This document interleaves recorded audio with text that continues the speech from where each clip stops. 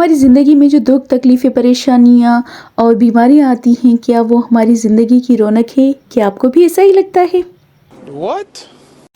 अस्सलाम वालेकुम गाइज़, कैसे हैं आप सब? आई होप कि आप सब ठीक होंगे। और जैसा कि मैंने अपनी लास्ट व्लॉग में आपको बताया था कि मेरी तबीयत बिल्कुल भी ठीक नहीं लग रही है आजकल।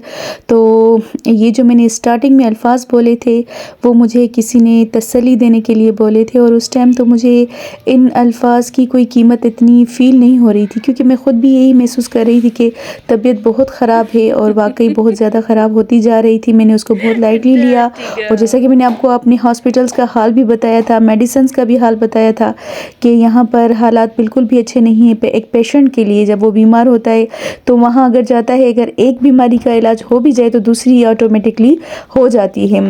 तो बहरहाल किसी बहुत ही अच्छी और बहुत सिंसियर फ्रेंड और मेरी सब्सक्राइबर ने मुझे सजेशन दी कि आप जो है एक हॉस्पिटल का नाम बताया है, एयरबेस में हमारे यहाँ पर हॉस्पिटल है, तो वहाँ चली जाइए। तो मैं यहाँ पर आज आ गई हूँ अपनी इलाज करवाने के लिए, क्योंकि मेरी तबीयत बिल्कुल भी ठीक नहीं लग रही थी, और यही वजह है कि मेरा व्लॉग भी काफ़ी लेट हो गया है इस बार।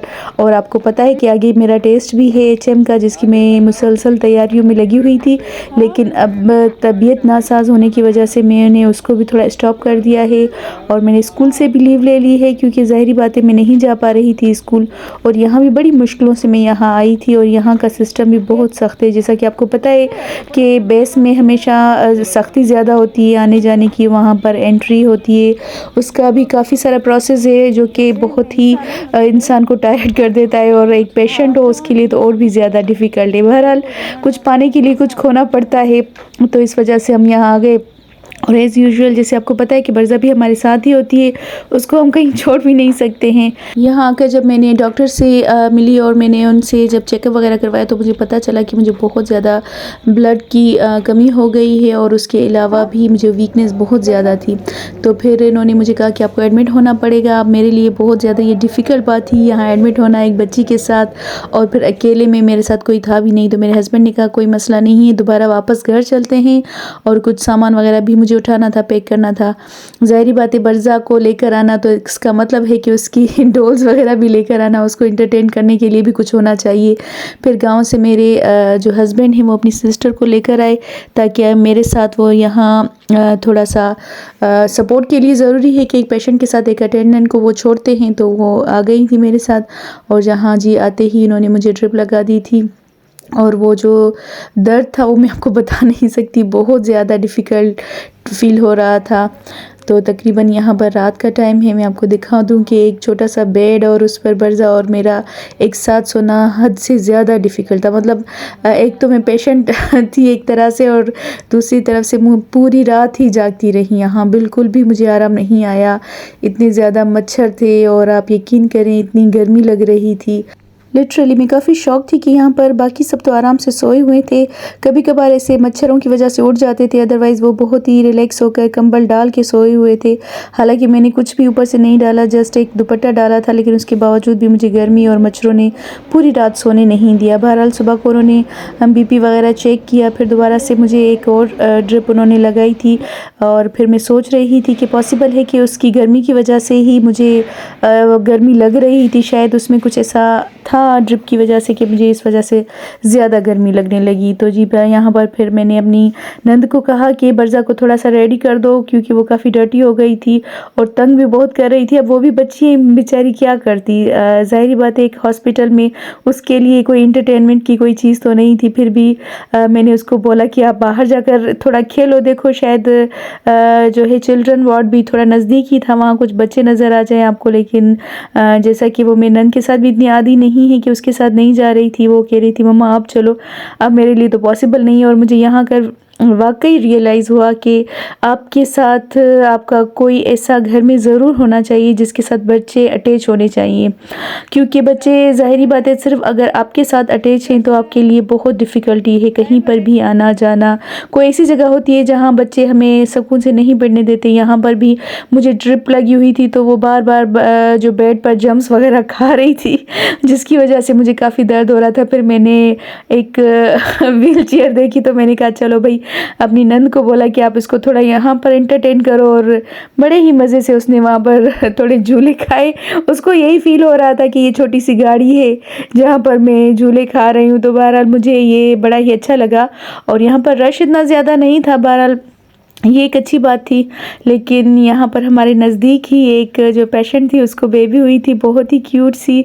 तो बरज़ा उसको देखकर बहुत ज़्यादा खुश हो रही थी और बार बार कह रही थी कि इसको मुझे दे दें, लेकिन ऑब्वियसली छोटी बच्ची में उसको दे नहीं सकती। तो जस्ट हमने अपने करीब थोड़ा उसको अपने बेड पर रखा, थोड़ी देर बरज़ा उसके साथ खेलती रही, प्यारी लग रही थी उसको। फिर हमने उनको वापस कर दिया। उसके बाद जी थोड़ी जैसे मेरी तबीयत कुछ बेहतर हुई, थोड़ी एनर्जी मिली, तो मैं भी बाहर आ गई और फिर मैंने बरज़ा को कहा कि चलो भाई आपका क्या कसूर है, तबीयत मेरी ख़राब है तो आप बाहर चलकर थोड़ा यहाँ पर खेलो, एंटरटेन हो जाओ, ताकि वो ज़्यादा और मुझे मज़ीद तंग ना करे। और मैंने अपने हस्बैंड को भी बोला कि आप कोशिश करें ताकि मुझे दोबारा स्टे यहाँ नहीं करना पड़े, क्योंकि मुझे पूरी रात नींद नहीं आ रही है, सुकून नहीं मिल रहा है। एक तो अपना घर की कदर भी ये यकीनन हर इंसान को तब होती है जब वो बाहर जाता है, और हॉस्पिटल्स में रहना तो मुझे पता है कि किसी को भी अच्छा नहीं लगता। बहरहाल यहाँ एक चीज़ मुझे बहुत बुरी लगी कि जब उन्होंने मेरी ड्रिप्स वगैरह ख़त्म हो गई थी, उतार दी, तो उसके बाद भी उन्होंने कैनोला नहीं निकाला मेरे हाथ से, जिसकी वजह से मुझे बहुत ज़्यादा तकलीफ़ हो रही थी। और इसका नतीजा फिर बाद में जाकर मुझे पता चला। बहरहाल इस वक्त तो बस मैं यही फ़ील कर रही थी कि शायद मेरी स्किन कुछ ज़्यादा थोड़ी वीकनेस की वजह से नाजुक हो गई, इस वजह से मुझे तकलीफ़ हो रही है। अदरवाइज़ दूसरों को जो कैनोला लगी हुई थी वो तो कुछ ऐसा फ़ील नहीं कर रही थी, वो कह रही थी हमें कुछ इतना फ़र्क नहीं पड़ रहा, लेकिन मुझे बहुत ज़्यादा दर्द हो रहा था हाथ में। तो यहाँ जी मैं आपको दिखाती चलूँ कि ये हॉस्पिटल है, और यहाँ पर ये बच्चों का वार्ड था जहाँ बरज़ा बार बार जा रही थी। फिर मैंने अपने हस्बैंड मेरे आ गए तो मैंने उनको बोला कि आप जैसे ही बिल्स वगैरह जमा करवाएं तो बरज़ा को थोड़ा कैंटीन से चक्कर लगवाएं ताकि उसको कुछ ऐसी चीज़ मिल जाए वो खाए। लेकिन यहाँ का कैंटीन का हाल भी बहुत बुरा था, बिल्कुल भी कोई अच्छी चीज़ नहीं थी, हालांकि ऐसा होना नहीं चाहिए। बहरहाल मेरे हस्बैंड वहाँ बिज़ी हो गए थे बिल्स वगैरह जमा करवाने के लिए, और ये बाहर का एरिया है तो यहाँ पर बरज़ा को झूला नज़र आ गया। तो हमने कहा चलो भाई इसको थोड़ा सा एंटरटेन करते हैं, और तब तक मेरे हस्बैंड जब बिल वगैरह जमा करवा कर आए। और ये वाकई हॉस्पिटल बहुत ज़्यादा एक्सपेंसिव है, क्योंकि हमारा सिर्फ 2 रातों का बिल बहुत ज़्यादा आ गया था, जैसा कि मैं एक्सपेक्ट नहीं कर रही इतना, क्योंकि ज़्यादातर जो वहाँ पर पेशेंट थे उनका कोई ना कोई आर्मी से रिलेटेड बंदा था जिसके थ्रू वो आए थे। बहरहाल हम घर आ गए और बरज़ा को फिर दोबारा से हमने थोड़ा रेडी किया, क्योंकि वो घर आकर बहुत खुश हो रही थी, और उसकी अपनी फ्रेंड्स जिसके साथ वो खेलती है तो वो भी थी, और उसको भी सुकून मिल गया। अब ये था मसला, कुकिंग वगैरह मेरे लिए बहुत डिफ़िकल्ट हो रही थी क्योंकि मेरे हाथ में भी दर्द था। तो फिर जी हमने सोचा कि क्यों ना ये काम शेरा को दिया जाए। हालांकि ये चीज़ मुझे तो बहुत ही बिल्कुल भी अच्छी नहीं लग रही थी, लेकिन मजबूरी का नाम शुक्रिया होता है। तो आइए आप देखिए कि शेरा क्या कारनामा कर रहा है। मैंने उसको चीज़ें डाल के दे दी थी, अब वो कोशिश तो कर रहा है बेचारा थोड़ी बहुत हेल्प करने की, लेकिन वो भी उसका दिमाग इतना ज़्यादा अच्छा है नहीं। लेकिन आ जाइए मैं आपको दिखाती हूँ कि वो उसके साथ मेरी गपशप जो यहाँ हो रही थी वो क्या हो रही है। हमारे एब्सेंट में भी बेचारा वो खुद ही कुछ ना कुछ अपने लिए पका कर खा रहा था, इस वजह से इसका भी जो मीटर हाई हो गया था। शेरा क्या कर रहे हैं? रोटी पका रहा हूँ, क्या करूँ, अकेला बंदा हूँ। शेरा 2 दिन ही तो अकेले रहे हो, कुछ कोई है ही नहीं घर में, अकेला बंदा क्या करूँ, जब रब देवे रब ताला देवे, क्या करूँ, खाना पकाते जा रहा हूँ, कोई नहीं, अकेला करूँ। शेरा इस उम्र में तो रब ताला तुम्हें कोई बीवी तो देगा नहीं। बस बर्तन तोड़ोगे क्या? क्या करूँ, बर्तन तोड़ूँ और क्या करूँ, कोई घर में है ही नहीं, हम कहाँ जाए, अकेला बंदा रह रहा हूँ। तुमने मुझको क्यों नहीं छोड़ रहे हो? शेरा सब्सक्राइबर ने कहा है कि शेरा से काम करवाओ तो उसको मास्क लगवा कर काम करवाओ। क्या हम काम करें, अकेला बंदा कहाँ जाए? आखिर देखोगे नहीं तो फिर ये पकाओगे कैसे? आंखें है नहीं, क्या देखूं? इसको मास्क को नीचे तो करो थोड़ा। आंख है, क्या करूं? बाकी ये दो क्या टमाटर? ये जल चाहिए सारे, ये खा लूं, पका तो नहीं जाता यार। अल्लाह ताला मुझे उठा ले बस। देखो ये हाल हमारी हाल देखो, ये हमारी किस्मत है, किस्मत को रोना चाहिए। हाँ।